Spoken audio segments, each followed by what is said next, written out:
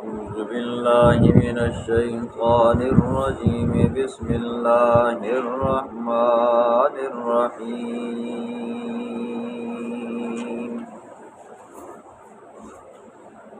قل يا عبادي الذين أسرفوا على أنفسهم لا تقنطوا من رحمة الله إن الله يغفر الذنوب جميعا إنه هو الغفور الرحيم.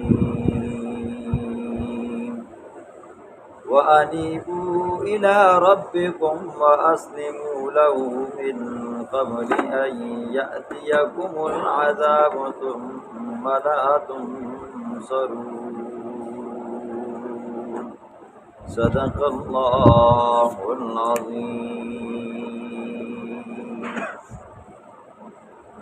ماقبل درس میں اللہ رب العزت نے اپنی حاکمیت کو بیان فرمایا تھا. آج کے درس میں اللہ رب العزت امت محمدیہ کے گنہگاروں کے لیے ایک امید والی آیت کو اللہ ذکر فرماتے ہیں، یا یوں سمجھیں آج کے درس میں رحمان کے بندوں کے لیے پر امید آیت کا ذکر ہوگا. قل کہہ دینا میرا پاک پیغمبر، یا عبادی الذین، اے میرے وہ بندو، اسرفوا علی انفسہم، جنہوں نے اسراف کر دیا ہے، ظلم و زیادتی کر دیا ہے اپنی جانوں کے اوپر. لا تقنطوا من رحمت اللہ، مت مایوس ہو من رحمت اللہ، اللہ کی رحمت سے. ان اللہ، بے شک اللہ، یغفر الذنوب جميعا، سارے گناہوں کو معاف کرنے والا ہے. انہ هو الغفور الرحیم، بے شک وہی ذات ہے بخشنے والی اور رحم کرنے والی. اس آیت میں اللہ رب العزت نے اعلان فرمایا کہ میرے وہ بندے جنہوں نے اپنی جانوں کے اوپر ظلم کیا، پوری زندگی گناہوں کی دلدل میں گزاری، بچپنا گناہوں میں گزرا، جوانی گناہوں میں گزری، بڑھاپا گناہوں میں گزرا. فرمایا لا تقنطوا، مایوس مت ہو. دل کے اندر یہ بات نہ آئے کہ میں اتنا بڑا گنہگار ہوں کہ اللہ مجھے بخشے گا یا نہیں. اللہ فرماتے ہیں تو میرے در پر آ، میں تجھے بخشوں گا، جی ہر حال میں تجھے بخشوں گا. اب یہ بخشش ایک قاعدے کے مطابق ہوگی. جس طرح قرآن کہتا ہے نا جی اقیم الصلاۃ، نماز پڑھو، باپ اپنے بیٹے کو کہتا ہے نماز پڑھو، تو اس کے لیے شرائط ہیں جی، ٹھیک ہے. اس کے لیے جسم کا پاک ہونا ضروری ہے، بدن کا پاک ہونا ضروری ہے، کپڑوں کا پاک ہونا ضروری ہے، وقت کا ہونا ضروری ہے، پھر اسی طرح وضو کا ہونا ضروری ہے، وغیرہ وغیرہ. یہ جس طرح شرائط ہے نا جی نماز کے لیے، اس طرح بخشش کے لیے بھی ایک شرط ہے. وہ کیا ہے جی؟ توبہ کی ہے. توبہ کرو گے تو کیا اللہ فرماتے ہیں ان اللہ یغفر الذنوب جميعا، تیرے سمندر کی جہاد کے برابر، زمین کے ذروں کے برابر بھی اگر گناہ ہوں گے، اللہ فرماتے ہیں میں ان کو سب معاف فرما دوں. اتنی مہربان ذات جو یہ کہہ رہی ہے کہ غمگین مت ہو، مایوس مت ہو. اور قرآن دوسری جگہ پہ یہ کہتا ہے جو بندہ اللہ کی رحمت سے مایوس ہوتا ہے وہ بندہ کیا ہو جاتا ہے جی؟ کافر ہو جاتا ہے. کافر بندہ اللہ کی رحمت سے مایوس ہوتا ہے، مومن بندہ کبھی مایوس نہیں ہوتا. آج برے حالات ہیں، کل اللہ سدھار دے گا جی. آج اگر گناہوں کی دل میں ہے، توبہ کی ہے، تو کل اللہ کیا کرے گا جی؟ مومنوں کی لسٹ میں شمار کر دے گا جی. آج اگر دنیا کے اندر ہر گناہ اس سے ہوا ہے جی، ٹھیک ہے، لیکن اللہ کے دربار کے اندر آ کر ہاتھ اٹھائے نا جی، اللہ فرماتے ہیں میں اس بندے کو بخش دوں گا. ٹھیک ہے، ندامت کے ایک آنسو کیا کر دیتا ہے جی؟ پوری زندگی کے گناہوں کو کیا مٹا دیتا ہے. شرط کیا ہے جی؟ توبہ.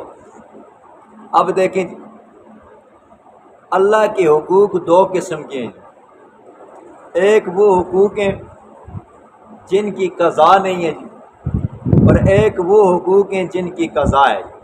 جن کی قضا نہیں ہے، مثلا ایک بندہ ہے جی جس نے پوری زندگی شراب پی، اب سمجھ آئی، قرآن کی آیت سنی کہ انما الخمر والمیسر والانصاب، پیغمبر علیہ الصلاۃ والسلام کا فرمان سنا کہ شرابی مدمن الخمر، شراب کا عادی بندہ، اس کی بخشش نہیں ہے۔ دل پہ بات آ گئی اور اثر کر گئی، اس بندے نے توبہ تائب ہوا ہے، توبہ کی، صدق کے دل سے توبہ کی، اس کی کوئی قضا نہیں ہے۔ اللہ کیا کر دے گا جی؟ اس کو معاف فرما دے گا اسی وقت۔ پھر اسی طرح بدکاری ہوئی اس سے، اللہ کہ ہاں اس نے توبہ کی، اللہ ان کو معاف۔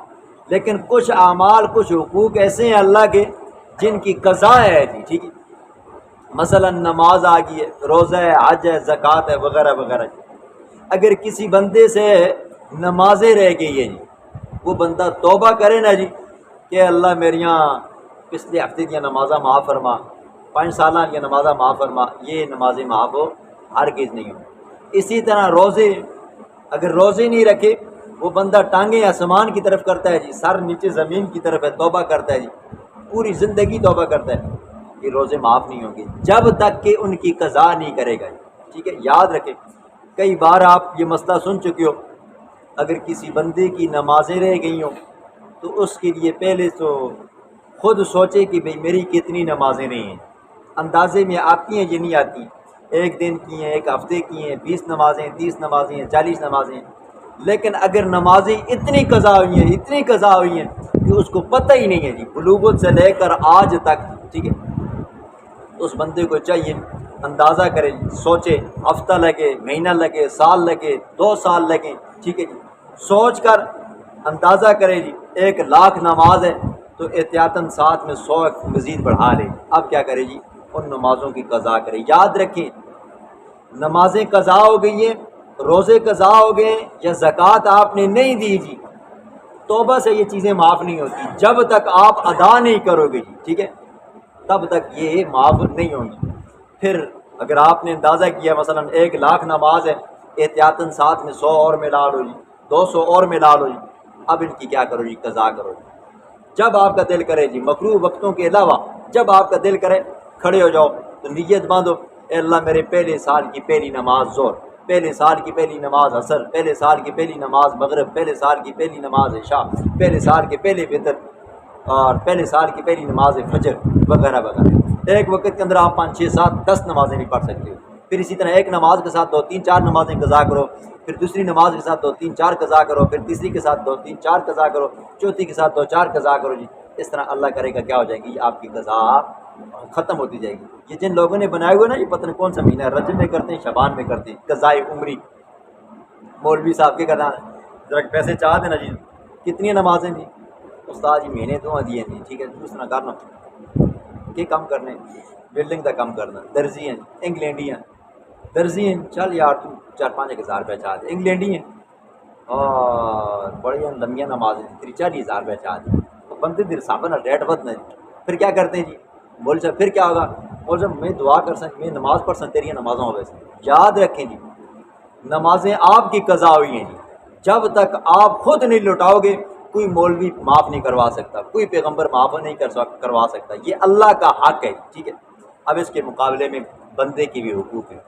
اللہ کے حقوق 2 قسم کے ہیں، ایک وہ جن کی قضا نہیں ہے، شراب کے عادی تھے، آپ نے توبہ طائب ہوئے تو اللہ نے کیا کر دیا؟ یہ آپ کے پچھلے سارے گناہ معاف فرما دیے۔ اور ایک وہ ہے جن کی قضا ہے، نماز چھوٹی، اب جب تک قضا نہیں کرو گے تب تک یہ معاف نہیں ہے۔ پھر اسی طرح بندوں کے حقوق کی بھی 2 صورتیں ہیں، ایک جس بندے کا آپ نے حق مارا ہے وہ بندہ آپ کو معاف کر دے، بھائی میں نے آپ کو معاف فرما دیا، معاف کر دیا جی، جو بھی میرا حق تھا تجھ پر فلاں فلاں فلاں میں نے معاف کر دیا۔ اور ایک وہ کہ وہ معاف نہیں کرتا جی، ٹھیک ہے، وہ آپ کو ادا کرنا پڑے گا، ٹھیک ہے۔ یاد رکھیں جی، کچھ لوگوں کا خیال ہوتا ہے نا جی کہ بھئی معاف ہو ویسے جی، ٹھیک ہے جی، غیبت کی دی ہے جی، یہ غیبت معاف نہیں ہوگی۔ جاؤ، فقہا فرماتے ہیں جس بندے کی آپ نے غیبت کی ہے یا جس بندے کا آپ نے حق دینے، جمہور فقہا یہ کہتے ہیں جا کر اس بندے کو بتاؤ میں نے آپ کا یہ حق مارا تھا، چوری کیا تھا، دبایا تھا، آپ کی غیبت کی تھی، لہٰذا میں آپ سے معافی مانگنا چاہتا ہوں۔ اگر وہ بندہ معاف کر دیتا ہے تو ٹھیک ہے جی، کام ختم ہو گیا، لیکن اگر وہ بندہ معاف نہیں کرتا، بدلے میں آپ سے وہ مال لینا چاہتا ہے، وہ اپنا حق لینا چاہتا ہے، تو تو آپ اس کو اپنا حق دو، کیونکہ آخرت کا معاملہ کیا ہے جی، بہت سخت ہے، وہاں پر حقوق کی کوئی معافی نہیں ہوگی۔ بندہ جب تک اپنے حقوق ادا نہیں کرے گا وہاں پر کیسے ادا کرے گا جی؟ کسی کے پیسے دنیا میں چرائے ہیں تو وہاں پر پیسے تو نہیں ہوگی، پھر وہاں پر نیکیاں دینی پڑیں گی۔ غیبت کی ہے نا تو پھر وہاں پر غیبت کی صورت نہیں بنے گی، پھر نیکیاں دینی پڑیں گی۔ اس طرح حضور نے فرمایا تمہیں پتہ ہے سب سے غریب اور سب سے فقیر انسان کون ہے؟ صحابہ نے فرمایا یا رسول اللہ غریب مسکین فقیر وہ بندہ جس کے پاس کوئی آنا دہلا نہیں ہے۔ حضور نے فرمایا نہیں، سب سے فقیر غریب مسکین بے بس انسان وہ ہے جو قیامت والے دن آئے گا اللہ کے دربار میں، جس کے پاس نیکیوں کا ڈھیر ہوگا جی، نیکیوں کا ڈھیر ہوگا، لیکن جب نامہ مال اس کو تولیں گے، ایک بندہ آئے گا اللہ اس نے میرا فلاں ہاتھ مارا تھا، دوسرا آئے گا اللہ اس نے مجھے تھپڑ مارا گیا، تیسرا آئے گا اللہ اس نے میری غیبت کی تھی۔ ہر بندہ آئے گا نا جی حقوق کے مطالبہ کرتا رہے گا، اور اللہ اس کی نیکیوں میں سے اٹھا کر ان کے حقوق ادا کرتا رہے گا۔ کرتے کرتے اس بندے کی نیکیاں ختم ہو جائیں گی، اور جو اس کے قرض خواہ ہوں گے نا جی، جن کا حق ان پر ہوگا، وہ آئیں گے پھر مطالبہ کریں گے۔ اب اللہ فرمائیں گے اس کے پاس تو نیکیاں ہی کوئی نہیں ہے، اب اس طرح کرو ان کے گناہ اٹھا کر اس کے کھاتے میں ڈالتے جاؤ، اتنی نیکیاں۔ اب الٹے میں کیا ہوتا جائے گا، گناہ آتے جائیں گے، گناہوں کے ڈھیر لگ جائیں گے۔ فرمایا سب سے بدبخت انسان، سب سے فقیر لاچار بے بس انسان تو یہ ہے جو دنیا سے نیکیاں تو کما کر جائے گا، وہاں پر ککھ نہیں اس کے پلے پڑے گا۔ ٹھیک ہے، وَأَنِيبُوا إِلَىٰ رَبِّكُمْ، رجوع کرو اپنے رب کی طرف، وَأَسْلِمُوا لَهُ، اور اس کے سامنے اپنے سر کو جھکا لو۔ اسلموا، اسلام کا مطلب ہی کیا ہے جی؟ اپنے آپ کو جھکا لینا، اپنی گردن کو احکام کے آگے جھکا لینا، اللہ کے حکم کے آگے جھکا لینا، جو اللہ نے کہا ہے بس وہی حکم ہے، بس آگے سے چون چرا نہیں ہے۔ من قبل اس کے کہ یاتیکم العذاب، یہ کہ آئے تمہارے پاس عذاب، ثم لا تنصرون، پھر تمہاری مدد نہیں کی جائے گی، پھر تمہاری کوئی مدد نہیں کر سکتا۔ واتبعوا احسن ما انزل الیکم، پیروی کرو بہتر بات کی جو اتاری گئی ہے تمہاری طرف، کیا جی؟ قرآن مجید، من ربکم، تمہارے رب کی جانب سے، من قبل اس کے کہ یاتیکم العذاب، یہ کہ آئے تمہارے پاس عذاب بغتتاً، اچانک، وَأَنْتُمْ لَا تَشْعُرُونَ، اور تم شعور بھی نہیں رکھو گے۔ ان تقول نفس، یہ کہ کہے نفس، یا حسرتا، اس دن ہائے افسوس ہے مجھ پر، علامہ فرتو، کہ میں نے خدائی کی ہے، فی جنب اللہ، اللہ کے معاملے میں، وَإِن كُنتُ لَمِنَ السَّاخِرِينَ، اور یہ کہ تھا میں ٹھٹھا کرنے والوں میں سے۔